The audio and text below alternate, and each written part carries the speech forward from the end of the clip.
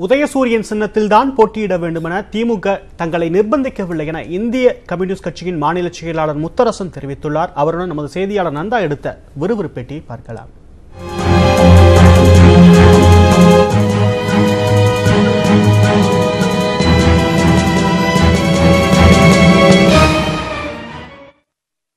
திமுக தலைமையிலான கூட்டணியில் தோழமை கட்சிகளுக்கான எண்ணிக்கை தீர்மானிக்கப்பட்டிருக்கிறது. அது மிகவும் சுகமாகவும் மிக நல்லபடியாக மகிழ்ச்சிகரமாக முடிந்திருக்கிறது.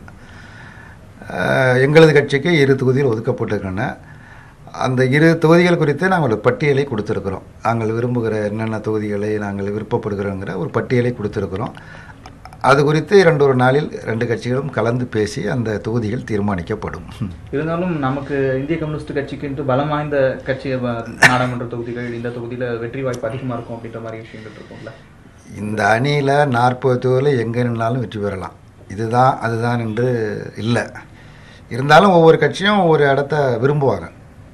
இந்த தேர்தலில் பொறுத்த மட்டும் 40 தொகுதிகள் புதுச்சேரி உள்ளிட்ட 40 தொகுதிகளிலும் இந்த அணி வெற்றி பெறும். நிச்சயமாக வெற்றி பெறும். யார் எங்கே போட்டியிட்டாலும் வெற்றி பெற்றாலும் கூட ஒவ்வொரு கட்சியும் விரும்புகிற தொகுதிகள்னு இருக்கிறது. அது மாதிரி நாங்களும் ஒரு பட்டியலை 6-7 தொகுதிகளை கொடுத்துருக்குறோம். என்னென்ன தொகுதிகள் என்று ஒரு பட்டியலை கொடுத்துருக்குறோம்.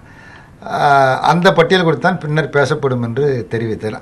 அது எந்தெந்த தொகுதி என்பது இப்பொழுது தெரிவிப்பது அவ்வளவு பொருத்தமாக உச்சிதமாக இருக்காது. குறிப்பாக இப்போது உதயசூரியன் சின்னத்தில் போட்டியிடுறதுக்கு சில கட்சிகளுக்கு திராவிட முன்னேற்ற கழகம் அறிவுரை வழங்கியிருக்குது.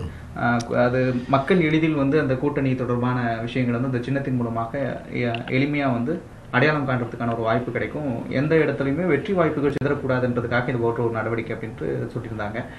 சிபிஐ உதயசூரியன் சின்னத்தில் போட்டியிடணும் அப்படின்னு ஏதாவது திராவிட முன்னேற்ற கழகத்தின் சார்பாக வலியுறுத்தல் ஏதாவது உண்டதா? இல்லை, அப்படி திராவிட முன்னேற்ற கழகம் அப்படி வற்புறுத்தலை. ரெண்டாவது என்னென்னா, அது இந்திய கம்யூனிஸ்ட் கட்சி முதல் தேர்தல் 52 பகுதியிலிருந்து கதிரவாள் சின்னத்தில் போட்டியிட்டு வருகிறது.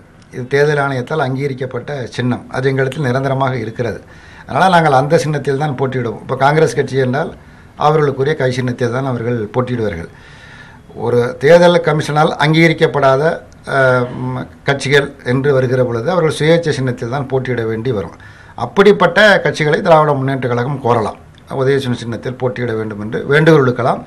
அந்த கட்சிகள் அது குறித்து பரிசீலித்து முடிவு செய்யலாம். இந்திய கம்யூனிஸ்ட் கட்சிக்கு அப்படியான நிலை இல்லை. அப்படி எந்த நிர்பந்தமும் இல்லை.